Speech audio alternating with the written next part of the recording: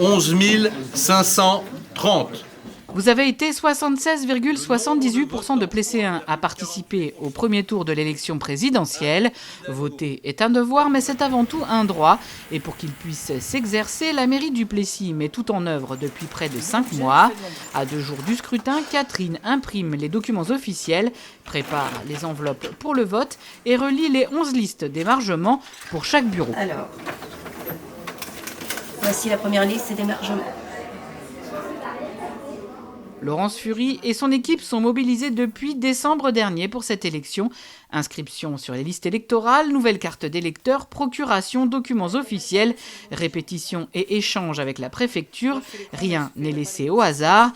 Pour autant, les imprévus de dernière minute affluent, comme les très nombreuses cartes d'électeurs non distribuées par la poste, par exemple. Les premiers retours, je les ai eus qu'hier, donc ce matin, j'ai eu énormément de retours. Je ne pouvais pas le faire il y a quelques jours en arrière, donc c'est vraiment au jour le jour. Les procurations arrivent encore et jusqu'à samedi, elles vont encore arriver. Donc forcément, c'est des enregistrements de dernière minute. Les listes électorales vont être sorties. Une fois qu'elles sont sorties, les procurations, il faut les rajouter à la main puisqu'elles ne pourront plus, elles seront saisies informatiquement, mais les listes seront sorties. Donc oui, c'est sportif, quoi. Je fais un marathon, on va dire. Le Plessis compte 11 bureaux de vote. Les services techniques sont fortement mis à contribution. C'est eux qui installent les 33 isoloirs, les 11 urnes et tout le mobilier à chaque scrutin. Organisés, ils font preuve d'une belle efficacité. T'en as 2 pour là-bas, c'est bon ? Le dimanche 10 avril, c'est le jour J. Dès 8h du matin, enveloppes et bulletins sont à disposition. Chaque bureau a une urne et les électeurs peuvent signer la liste d'émargement. Tout est opérationnel. Comme tous les 5 ans, c'est toujours bien géré. C'est la première fois que je vote ici.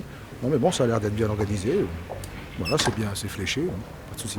J'imagine qu'il faut une grande organisation. Après, c'est vrai que nous, on vient un peu par habitude. Voilà, donc pour nous, tout est comme d'habitude, fluide. Voilà, mais effectivement, j'imagine que c'est un gros travail. Ça demande un gros travail, une grande organisation. Donc bravo à tout le monde. Mais il reste un maillon indispensable et ils sont présents à chaque élection. Les assesseurs et les scrutateurs bénévoles, ils donnent de leur temps pour que s'exerce la démocratie. C'est très agréable, on apprend des choses et puis je trouve que c'est normal de faire son devoir aussi de citoyen en nous permettant comme ça de participer à un vote. Et je pense que je participe à l'effort collectif des élections présidentielles, donc voilà. J'étais assez intrigué de voir comment tout le système marchait du dépouillement. Parce que c'est la première fois que je suis à ça. Donc, voilà.